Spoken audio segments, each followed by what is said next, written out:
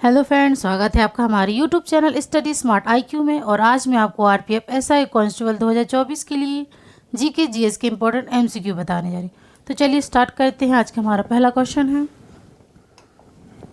First है, असद अली खान निम्नलिखित में से किस भारतीय वाद्य यंत्र को बजाने के लिए जाने जाते थे। ये हमारे ऑप्शन हैं। तो इसका सही आंसर है ऑप्शन सी, रुद्र वीणा। और असद अली खान को 2008 में पद्म भूषण पुरस्कार प्राप्त हुआ था। पद्म भूषण पुरस्कार प्राप्त हुआ था। ठीक है, चलिए नेक्स्ट करते हैं। नेक्स्ट है, अंडमान और निकोबार द्वीप समूह कहाँ स्थित है। तो इसका सही आंसर है ऑप्शन बी, बंगाल की खाड़ी। नेक्स्ट है, भारत में सक्रिय ज्वालामुखी कहाँ पाया जाता है। तो इसका सही आंसर है ऑप्शन बी, अंडमान और निकोबार द्वीप समूह। यह बैरन द्वीप पर स्थित है।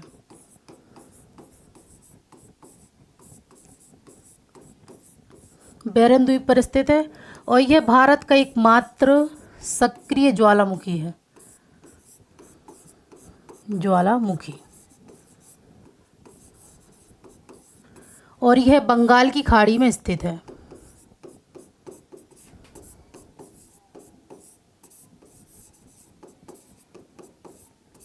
ठीक है, चलिए नेक्स्ट करते हैं। निम्नलिखित में से कौन सा विषय राज्य सूची का हिस्सा नहीं है। तो इसका सही आंसर है ऑप्शन डी, वन। यह समवर्ती सूची में शामिल है।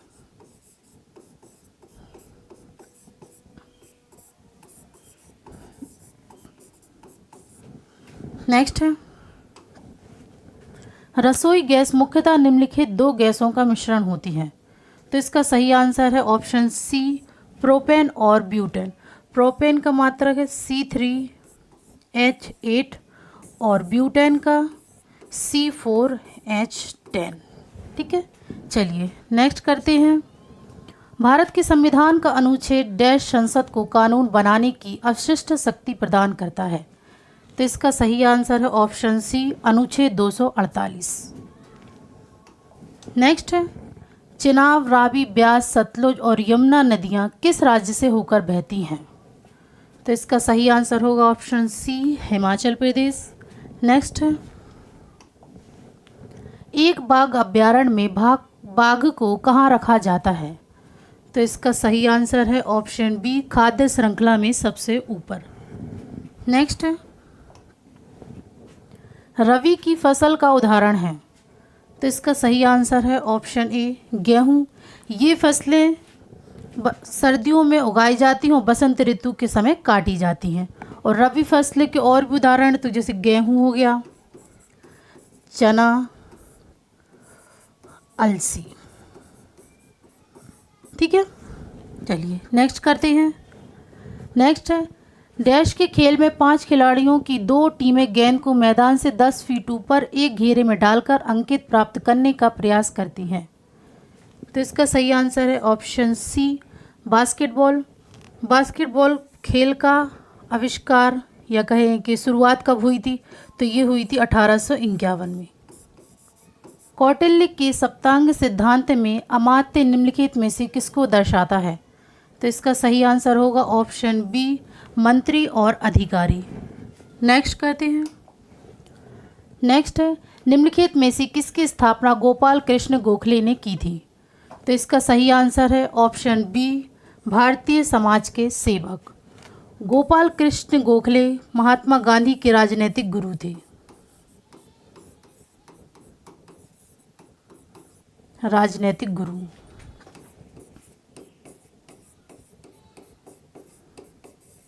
ठीक है, चलिए नेक्स्ट करते हैं। संगीत सम्राट तानसेन अकबर के शासनकाल में आने से पहले निम्नलिखित में से किस दरबार में दरबारी थे। तो इसका सही आंसर है ऑप्शन सी, रीवा। नेक्स्ट, निम्नलिखित में से किसने यूरोपीय नाट्य तकनीकों को लोक और आदिवासी नृत्य के साथ भारतीय शास्त्रीय नृत्य में लागू किया। तो इसका सही आंसर होगा option B, Uday Shankar. Next है, केंद्र और राज्यों के बीच विवादों को तय करने की भारत की सर्वोच्च न्यायालय की शक्ति इसके डैश अंतर्गत आती है। तो इसका सही आंसर है ऑप्शन सी, मूल क्षेत्राधिकार। यह संविधान के अनुच्छेद 131 के अंतर आती है। अनुच्छेद 131 के तहत आती है। ठीक है, नेक्स्ट है, बक्सर के युद्ध के बाद कौन सी संधि पर हस्ताक्षर किए गए? तो इसका सही आंसर होगा option A, option A, Allahabad की संधि। तो बक्सर का युद्ध 1764 में हुआ था। किस किस के बीच? तो अंग्रेजी सेना वर्सेस मीर कासिम, एक मिनट, मीर कासिम, शुजाउद्दौला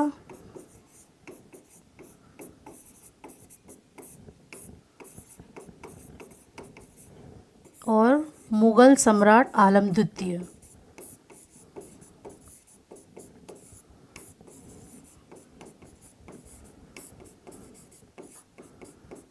ये तीन साथ में थे और अंग्रेजी सेना, इन दोनों के बीच में बैटल हुआ था। तो इसमें अंग्रेजी सेना जीत गई थी, जीत हुई थी अंग्रेजी सेना की। फिर इसके बाद 1765 में इस पर हस्ताक्षर हुए थे। 1765 में हस्ताक्षर किए थे मुगल सम्राट आलम द्वितीय और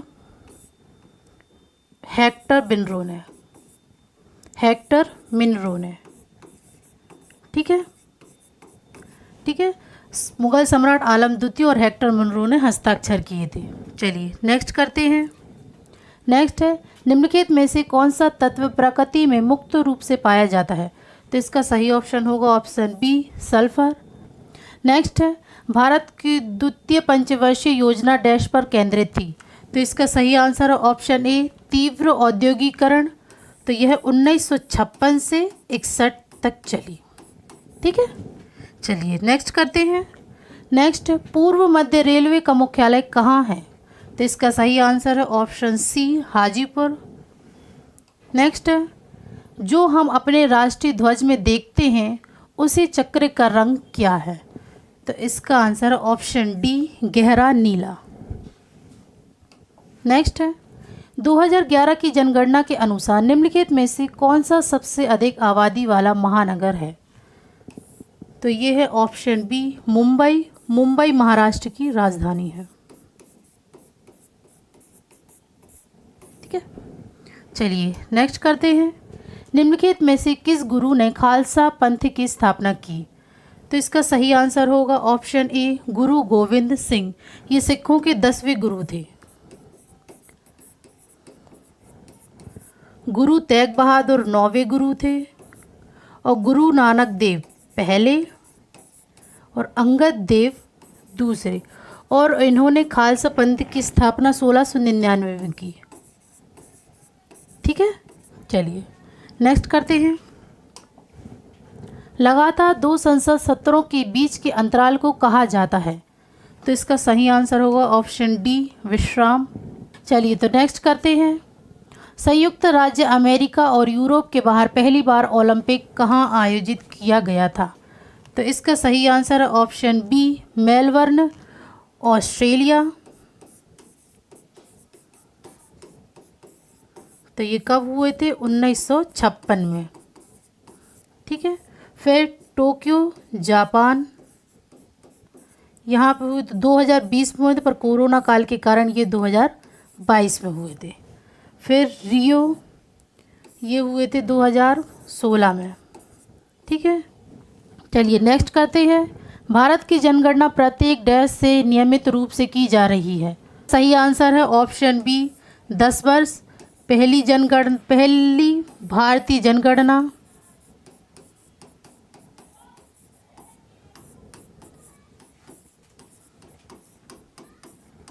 1872 में हुई थी।